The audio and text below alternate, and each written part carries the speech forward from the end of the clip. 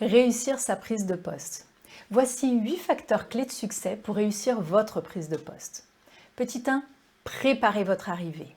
Deuxième point, accélérez votre apprentissage. Troisième étape, adaptez votre stratégie à la situation de l'entreprise. Négociez votre réussite. Enfin, visez rapidement vos premières victoires. Constituez votre winner team si vous êtes manager. Identifiez vos alliés. Et enfin, gardez votre équilibre. Que l'on me donne 6 heures pour couper un arbre, j'en passerai 4 à préparer ma hache, disait Abraham Lincoln. Prenez le temps de bien préparer votre arrivée. C'est essentiel. Dès la lecture de l'offre d'emploi, en passant par les échanges lors des entretiens d'embauche et très rapidement lors de vos premiers pas au sein de l'entreprise, vous devez percevoir les enjeux de vos nouvelles fonctions, les compétences nécessaires et la manière la plus adéquate d'en faire usage. Avant de débuter dans votre nouveau poste, posez-vous quelques questions. Que souhaitez-vous avoir accompli à l'issue de votre première journée de travail?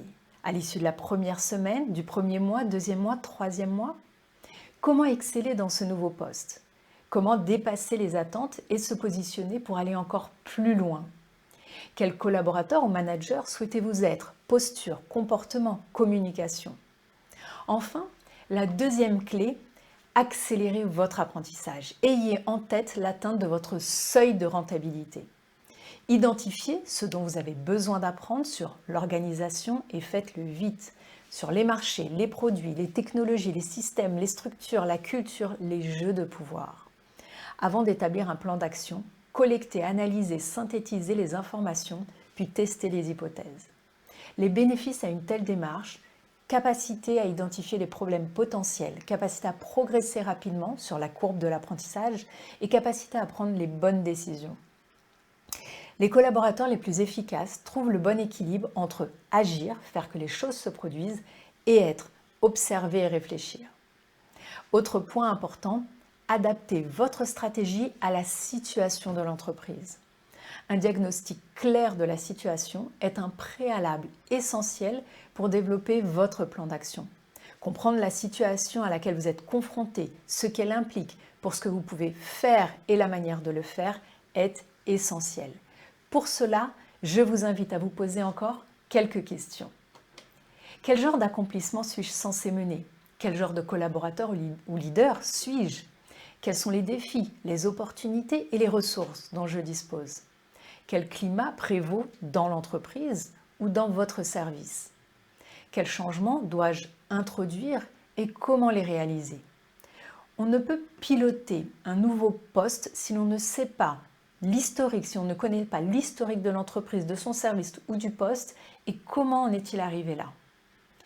Parmi vos compétences et points forts, lesquels vous seront les plus précieux dans votre nouvelle situation?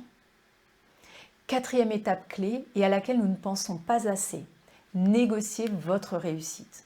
Ça consiste dans le fait d'établir une relation de travail productive avec votre manager en prévoyant une série de conversations approfondies sur notamment la situation, les attentes qu'il peut avoir, le style de travail, les moyens dont vous avez à votre disposition et votre développement.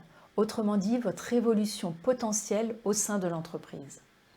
Essayez d'instaurer un consensus sur un plan à 30, 60, 90 jours. Négociez un calendrier, le calendrier du diagnostic et du plan d'action. Et puis essayez d'influencer pour fixer des attentes réalistes et parvenir à un consensus et obtenir des moyens suffisants. Attention, il y a plusieurs choses à ne pas faire, comme rester dans sa tanière sans tenir informé votre supérieur de vos avancées, des obstacles éventuellement rencontrés. N'apporter que des problèmes et aucune piste de solution. Ne pas vous adapter au style de votre manager en attendant qu'il s'adapte au vôtre. Ne pas suffisamment vous focaliser sur les attentes de votre manager. Ne pas prendre régulièrement notamment la température pour voir si vous êtes toujours sur la même longueur d'onde. Et puis enfin, céder aux sirènes de l'urgence et ne pas négocier un calendrier de diagnostic et de planification. Ne pas se focaliser sur les priorités du manager et passer à côté de victoires marquantes. Voici un exemple de calendrier de plan à 90 jours. Selon le niveau de votre poste, ce calendrier peut être réduit d'un point de vue timing. La première période doit être consacrée à l'apprentissage et au fait d'établir votre crédibilité. Fixez-vous des objectifs hebdomadaires, faites le point sur vos progrès et l'avancement. À l'issue de cette première période, prévoyez un point avec votre manager pour présenter le diagnostic de la situation, identifier les priorités majeures et établir le plan pour la période suivante. À l'issue de celle-ci, prévoyez une autre réunion avec votre manager. Montrez-lui les progrès accomplis, discutez du plan pour la période suivante. À l'issue de celle-ci, identifiez les ressources nécessaires pour atteindre les objectifs importants. Complétez, affinez, travaillez sur la stratégie, identifiez quelles sont les priorités, les enjeux et validez tout ça avec votre manager. Plus vous entrerez dans cette démarche de négociation avec votre manager, plus vous validerez avec lui ses attentes et la manière dont il a envie de fonctionner avec vous. Ce sont des points essentiels et j'espère vous avoir apporté ces éléments qui vous aideront dans votre prochaine prise de poste. On se retrouve dans la prochaine vidéo pour approfondir les autres facteurs clés de succès. À tout de suite.